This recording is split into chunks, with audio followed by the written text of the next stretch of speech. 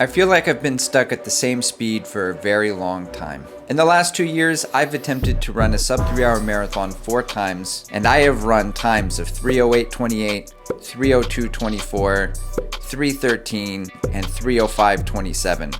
So how do I get faster? By running fast. And to be completely transparent, in 4 years of running, I've never even run a 5K. I have run time trials around the track, but I've never been chipped until now. June 9th, I'm running my first 5K. So since I don't know what I'm doing, and don't tell my kids that, I have hired a coach. His name is Matthew Fox. We have to go back, Kate. Not that Matthew Fox. This Matt Fox. He's the founder of something called Sweat Elite. And if you're not familiar with Sweat Elite, just go subscribe to their YouTube channel and thank me later. They also have a podcast, aptly named the Sweat Elite Podcast. This is where I found Matt in a training talk with his coach, Max. And I really related to Matt's story, not the being incredibly fast part, but where Matt's at and what he's trying to do on his journey. Here's Matt Fox's story in 4 sentences. Matt Fox used to run fast middle distance races, but then eventually fell in love with the marathon. He's taken his finish time of just under 3 hours down to sub-elite status, just above 2 hours and 20 minutes. He's run between 2 hours and 20 minutes and 2 hours and 24 minutes about 9 times over the course of the last 2.5 years and can't seem to break the 220 barrier. So, his coach Max has Matt returning to 800-meter form in a speed block before returning to the marathon for specific training. And this is exactly where I am at, or where I want to be. Not the sub 2-minute 800s or running a sub 220 marathon, but building speed ultimately to get faster at running the marathon. There are 3 major takeaways that I'm getting so far from the Sweat Elite Coaching Academy. But before we get there, first consider smushing the subscribe button. If you find this interesting, if you find it remotely entertaining, or you just want to follow along on the journey. Also on the channel, I did open up memberships and I make exclusive content for that, a lot of shoe stuff. Anyway, let's get to it.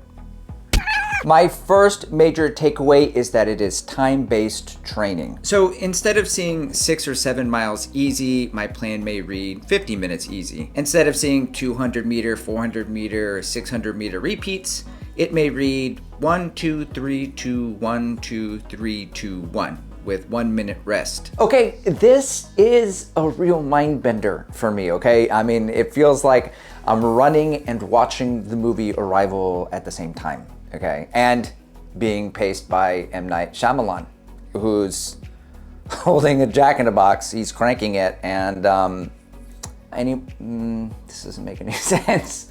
Does not make any sense whatsoever. Anyway, why I like running by time? Because I'm not running by anything else. I'm not running by heart rate. I'm not running by pace. Okay, just got the kids set up. Where was I?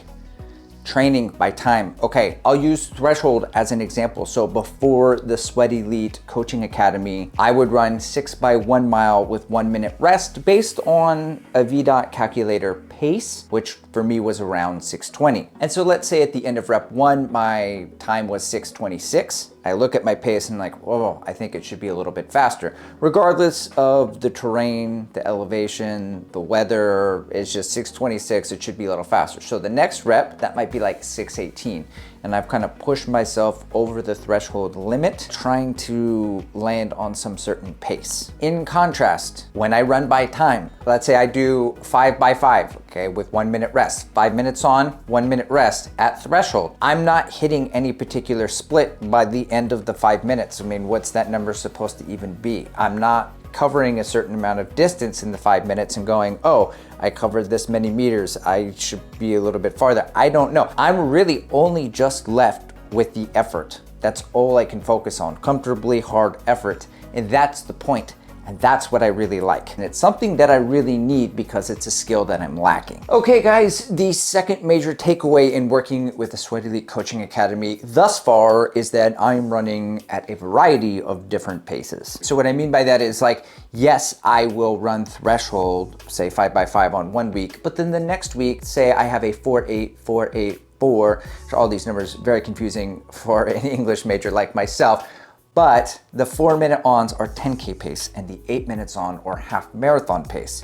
So I'm running slightly faster than threshold, and I'm running slightly slower than threshold on that second week. Okay, so I might have some 5K work, and then I'll have some speedier stuff, a little faster than 5K work the next week. Say on the weekend, I do a long run, or I should say a longer run, because I'm not doing 2.5 hour bangers. I'm doing like a 90-minute run, 1 hour, easy, and then 30 minutes at LT1. Now, when I say LT1, I don't mean Maffetone 140B. I'm talking about the upper end of threshold, the start of that. A pace you could sustain for 2 hours, or something like faster for me, faster than marathon pace, but slower than half marathon pace for 30 minutes. My point being, I'm running at all these different paces, all these different efforts.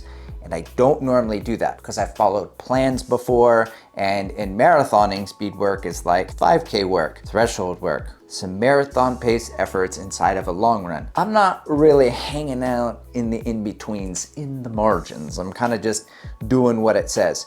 So that's really new, and that feels really great. The third major difference that I'm getting from the Sweat Elite Coaching Academy thus far, 3 weeks into this deal, is volume.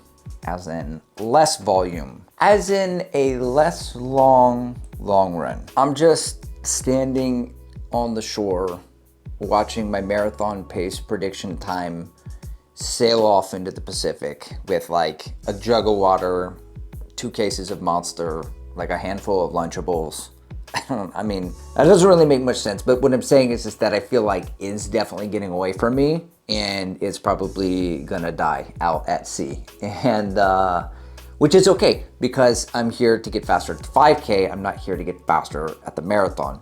Is this good? Well, running for 90 minutes versus 2.5, 3 hours, and also running for 6, 7, maybe 8 miles a day on my easy days versus running 10 miles, which is what I like to do, lessens the cumulative fatigue, and it allows me to hit my speed day workouts a little fresher and a lot harder to get more maximum benefit for that. So overall, the volume is looking like mid 40s, maybe 50 miles a week, 80 kilometers a week so far in the first few weeks. And that's perfectly acceptable and normal. It's just, I think the problem is my brain. I've been marathon training for a couple years, so I'm starting to think, in order to get faster at the marathon, I need to be running 60, 70, 80 miles. This is how I get faster. I increase my overall volume and the mileage. And when I look back historically at, say, like my half marathon PB, I was running weekly mileage in the 40s. And I think I might have peaked at 50 or 52 miles, and I ran my fastest half yet. So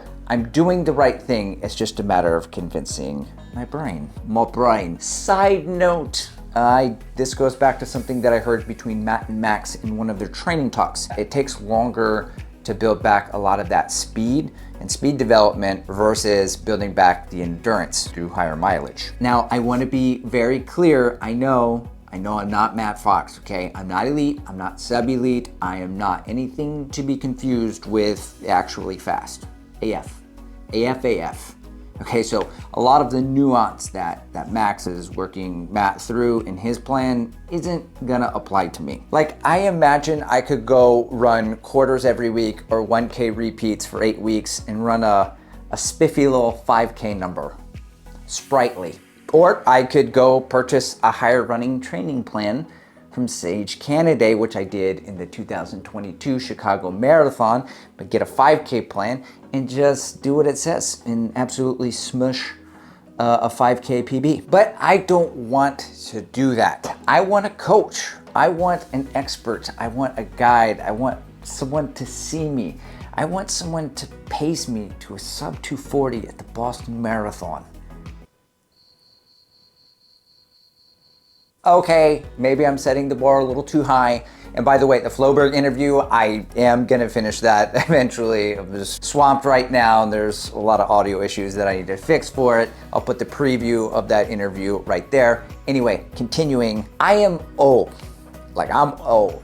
Okay, I know I don't look old, but I am. I don't know how much time I got left, right? And I don't wanna waste it trying to figure out stuff on my own. I've tried to put enough IKEA chairs together on my own without reading the directions. So that's why I've gotten a coach, so I can focus and not waste any time on achieving my goals. So I am inviting you to come join me on this speed block journey and then eventually the sub 3 journey. And by the way, if you did miss last year's sub 3 journey, accumulating building to the Houston Marathon, I'm gonna leave it right there.